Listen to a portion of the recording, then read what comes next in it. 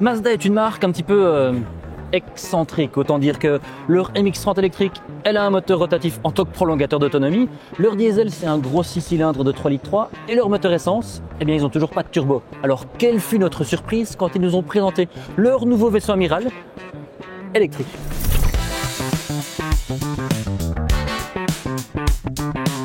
Ce nouveau vaisseau amiral, c'est la nouvelle Mazda 6. Et d'ailleurs, on devrait plutôt parler de Mazda 6e, car la marque n'apportera plus sa Mazda 6 en essence ou en diesel chez nous. Visuellement, elle se transforme en une grande berline assez cool. Ce qui est assez étrange d'ailleurs parce qu'en fait, sous la peau, c'est une Deepal SL03. Alors non, c'est pas du tout un Airfryer, un fax ou un nouveau GSM qui va sortir en Chine, c'est plutôt le nom d'un constructeur chinois avec lequel Mazda a co-développé sa 6e. Sa face avant est digne d'une Mazda avec des feux élancés et une grande calandre. Sur les flancs, on se rend compte de la taille de la bête, elle fait 4,92 m. Et à l'arrière, bon, c'est peut-être moi qui ai trop joué à Need for Speed Underground, mais est-ce que les feux ressemblent pas à une Mazda RX-7 ? D'ailleurs, tant qu'on y est Mazda, c'est une voiture qui figure sur ma liste. Hein ? Je dis ça, je dis rien. Alors le design remplit déjà les codes japonais de Mazda, mais qu'en est-il de l'habitacle ? À l'intérieur, qui dit Mazda dit évidemment un habitacle soigné. Et ici, la nouvelle Mazda 6e, elle ne déroge pas avec les codes établis par les autres Mazda. C'est vraiment soigné, la finition a l'air pas mal et en plus, même les bouches de ventilation ressemblent aux autres Mazda.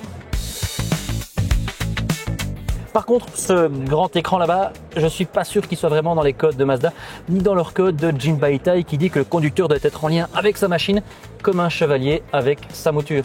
Eh bien ici, en fait, l'écran il va juste plaire aux geeks. D'ailleurs, notons que cette Mazda 6 n'est pas réellement une berline, c'est plutôt ce qu'on appelle dans l'automobile une fastback avec un arrière très élancé et surtout une vitre qui se transforme en haillon. Alors ici, on peut pas l'ouvrir ici parce que c'est une pré-production, mais ce qu'on peut vous dire, c'est que le coffre il fait 479 litres. Et comme si ça suffisait pas, Mazda offre aussi un coffre généreux de 99 litres à l'avant. Bon, c'est bien joli tout ça, mais la force d'une électrique réside dans sa motorisation.